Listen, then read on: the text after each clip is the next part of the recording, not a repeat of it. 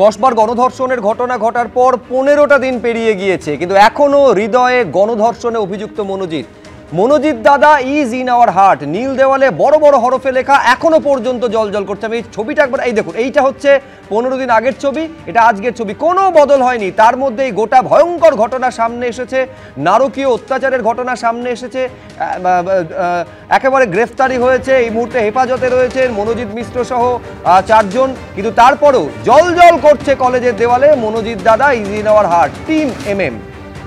এইটা হচ্ছে 27 তারিখের ছবি, আর 25 তারিখে ঘটনা ঘটেছিল আপনারা জানেন, 26 তারিখে গ্রেফতারি হয়। এবার আজকের ছবিটা দেখুন, ডেট যদি উল্লেখ না করা হয় আপনারা বুঝতে পারবেন না যে এটা হচ্ছে 15টা দিন পেরিয়ে গিয়েছে।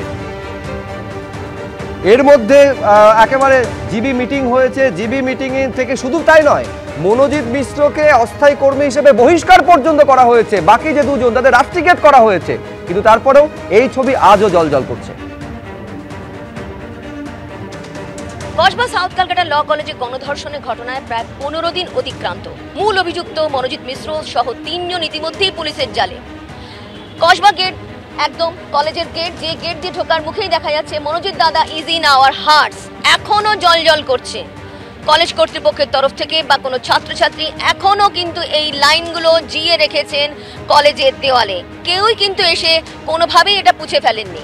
কী কারণে এখনো পর্যন্ত এই লাইনগুলো রয়েছে সেটা নিয়ে প্রশ্ন উঠছে। ইতিমধ্যেই কিন্তু জনসমক্ষে এসেছে কিভাবে দাপট চালাতো কলেজে এই মনোজিৎ মিশ্র, কি কারণে এখনো পর্যন্ত জলজল করছে মনোজিৎ দাদা ইজ ইন আওয়ার হার্টস এই কলেজের দেওয়ালে, কেন এখনো পর্যন্ত এই লাইনগুলো পুছে ফেলা হয়নি তা নিয়ে প্রশ্ন তুলছেন সাধারণ মানুষ। ক্যামেরায় অঞ্জন বিশ্বাসের সঙ্গে রুমা পাল, ABP আনন্দ, কলকাতা। বেরিয়ে এসে নিচে এটা ক্যামেরাতে পাওয়া যাবে। তারপর আমার যাত্রী সাথীর যে অ্যাপটা আছে এতে আপনারা দেখতে পাবেন পুরো আমি গেছি জিবি প্রেসিডেন্টের বাড়িতে পেপারস নিয়ে। ওইখান থেকে আমি ল ডিপার্টমেন্টের ডিন সাহেবের অফিসে গেছি, কারণ আমি দীর্ঘদিন ধরে সিলেবাস কমিটির মিটিং করছি, ওইখানেও ক্যামেরায় পাওয়া গেছে।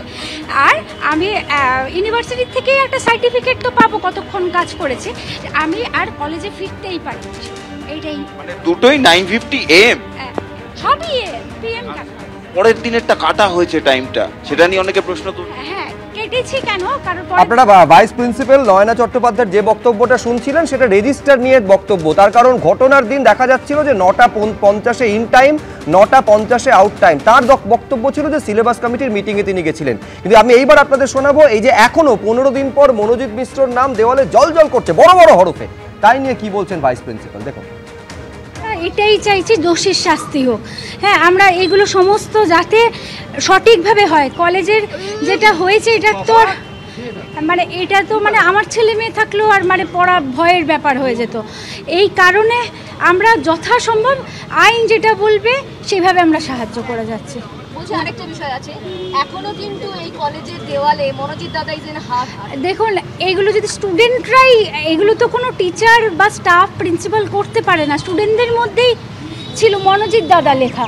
এগুলো সমস্ত কিছু জানানো হয়েছিল এবং আমাদের ফিনান্স কমিটির মাধ্যমে আমরা আমাদের কমিটি বলে না, পারচেস কমিটি দিয়ে রং করে আমরা এইগুলো করব।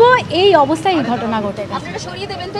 হ্যাঁ, অবশ্যই। আমি তো সরস্বতী পুজোর দিন থেকেই জানাচ্ছি যে এটা হয় নাকি কলেজ প্রিমিসেস এইভাবে। কলেজ কর্তৃপক্ষ সবসময় গভর্নিং বডিকে জানিয়েছে, সেই অনুযায়ী পদক্ষেপ হয়েছে। হ্যাঁ, আর যারা প্রজেক্ট রিপোর্ট, প্রত্যেকে সন্তুষ্ট হয়ে প্রজেক্ট রিপোর্ট জমা করে গেছে।